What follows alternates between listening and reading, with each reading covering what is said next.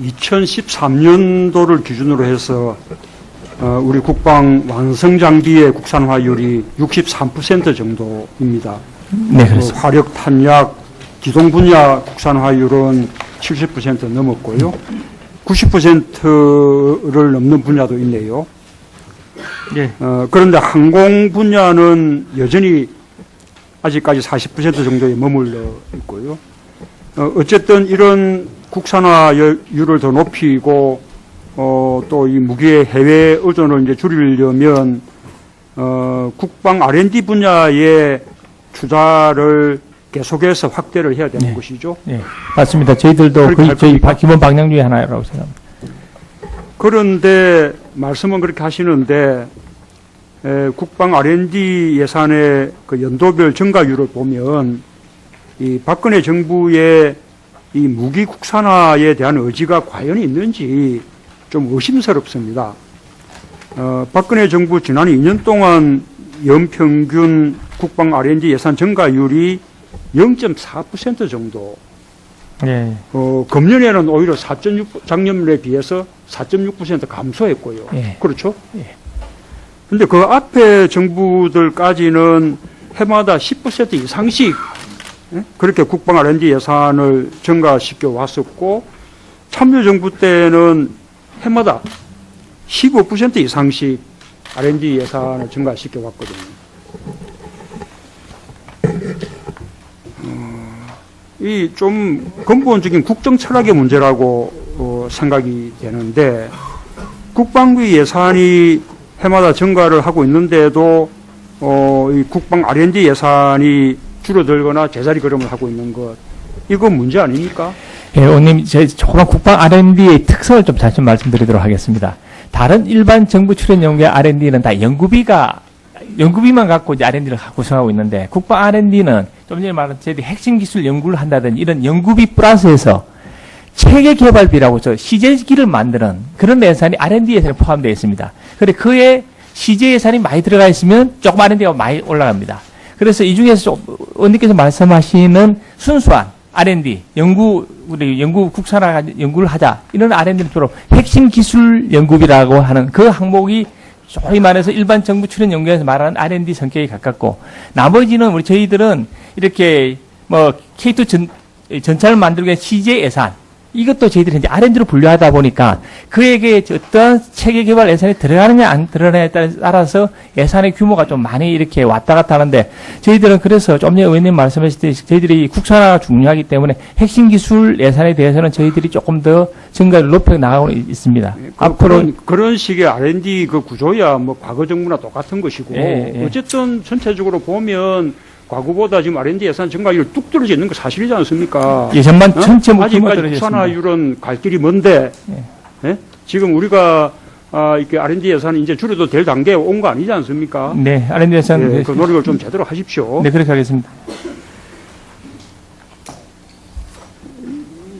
이 방위산업도 이 다른 산업하고 마찬가지로 좀 이렇게 제대로 발전하려면 이 중소기업들이 튼튼히 좀 뒷받침을 해줘야 되는데, 아직 우리 방위산업 구조가 대기업 위주다 보니까 중소기업은 아주 열악한 그런 이제 상황인데요. 이 방위산업 이 총 매출액 가운데 중소기업이 차지하는 비중이 10% 정도에 불과하고, 수출도 근래 많이 늘고 있다고 하는데 수출에서도 중소기업이 차지하는 비중이 불과 한 4% 밖에 되지 않죠.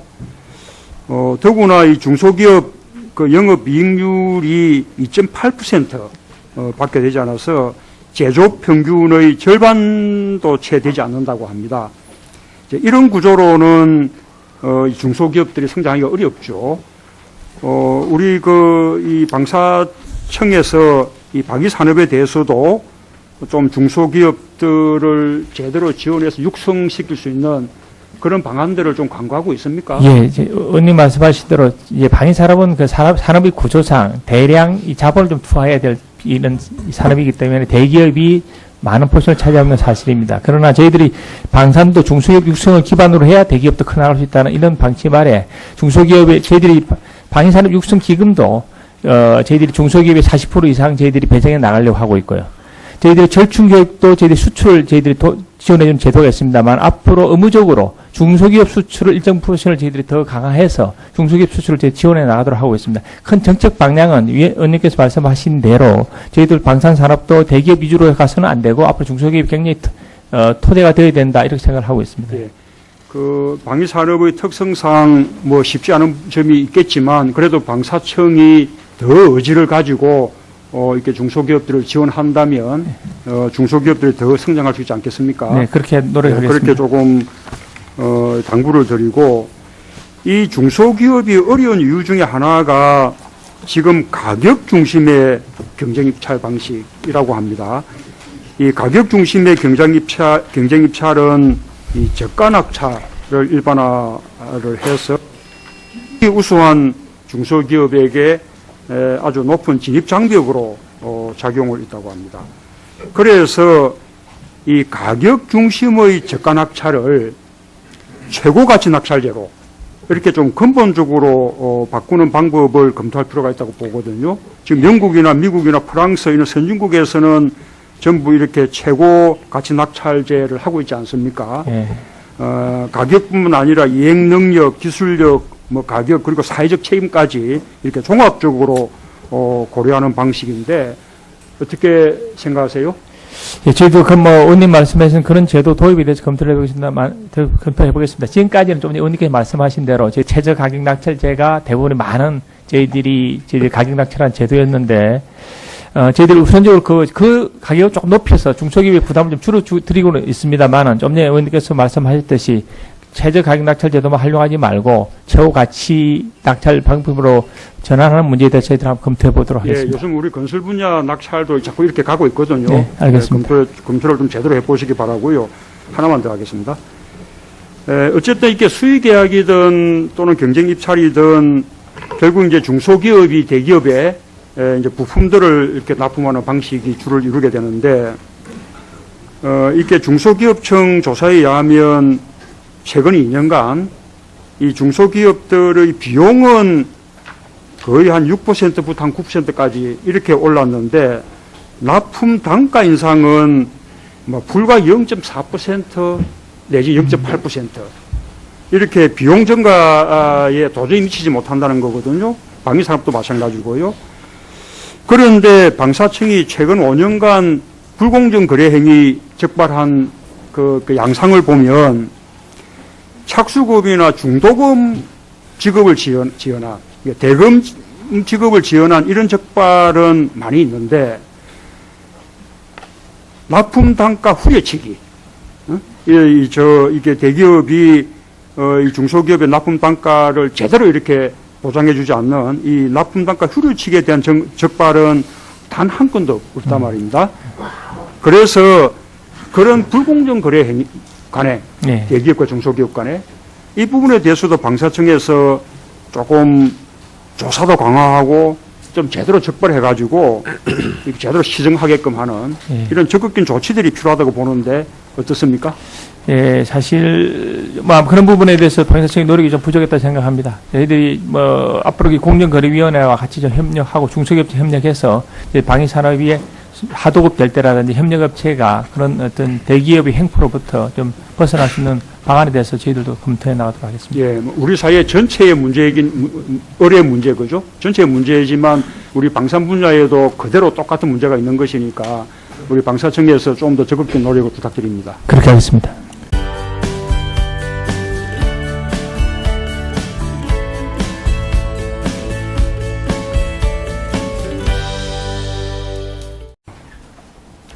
(2013년도를) 기준으로 해서 우리 국방 완성 장비의 국산화율이 63% 정도입니다.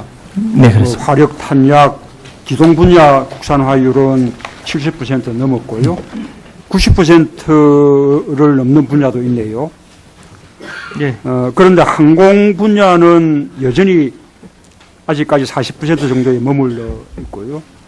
어쨌든 이런 국산화율을 더 높이고 또 이 무기의 해외 의존을 이제 줄이려면 국방 R&D 분야의 투자를 계속해서 확대를 해야 되는 네. 것이죠. 네, 맞습니다. 저희들도 그렇게 거의 할 저희 겁니까? 기본 방향 중에 하나라고 생각합니다.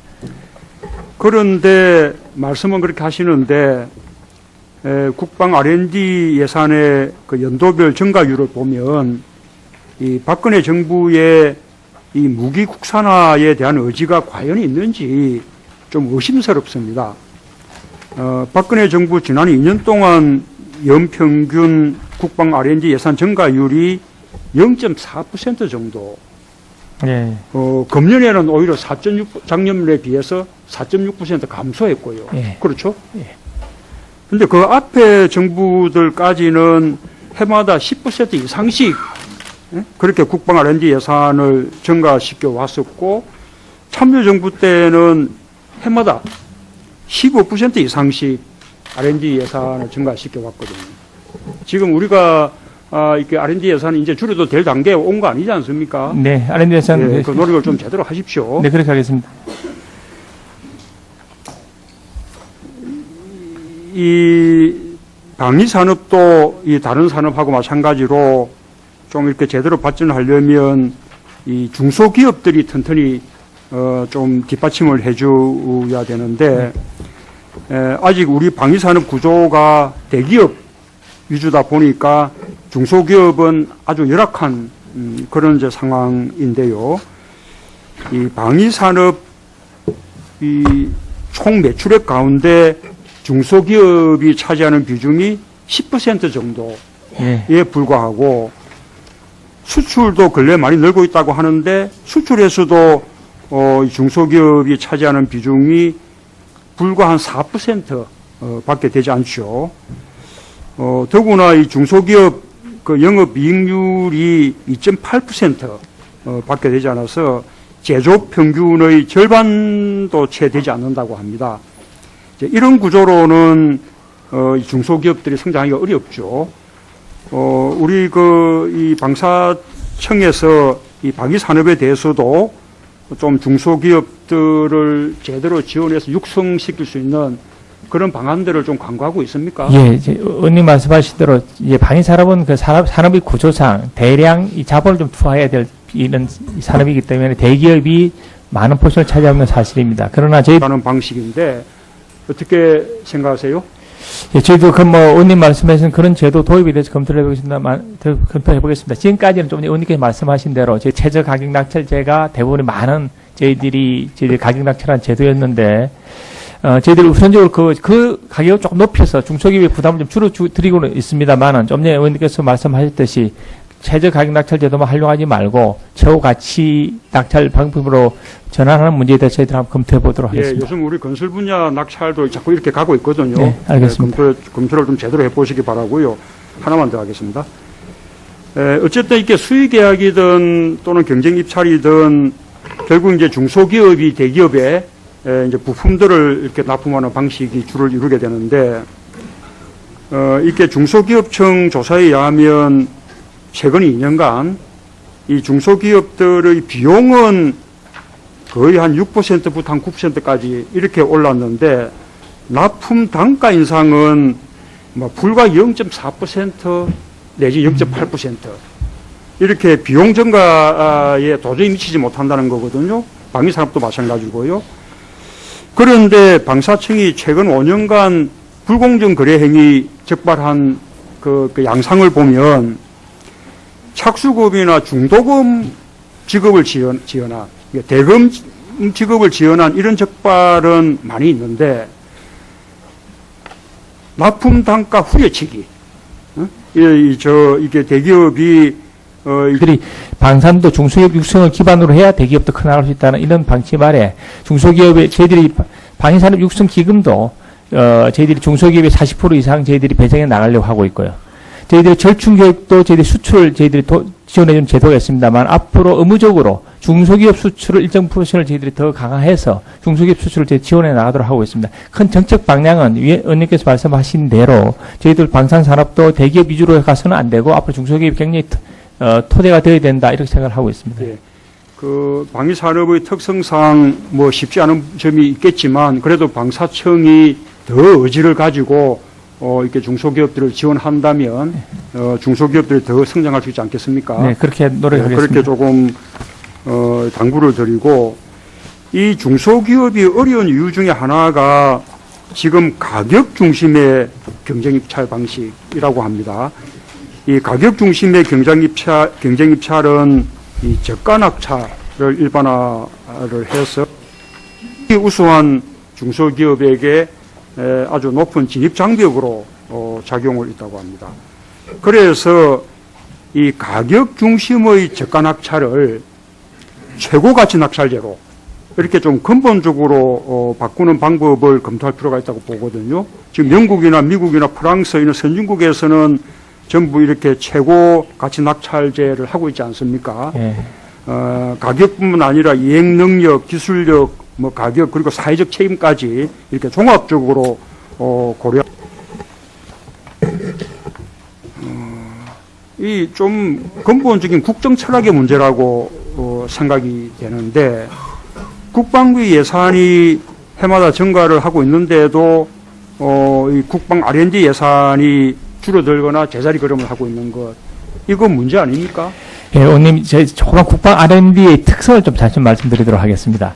다른 일반 정부 출연 연구의 R&D는 다 연구비만 갖고 이제 R&D를 구성하고 있는데, 국방 R&D는 좀 전에 말한 저희들이 핵심 기술 연구를 한다든지 이런 연구비 플러스해서 체계 개발비라고 저 CJ기를 만드는 그런 예산이 R&D 예산에 포함되어 있습니다. 그런데 그에 CJ 예산이 많이 들어가 있으면 조금 R&D가 많이 올라갑니다.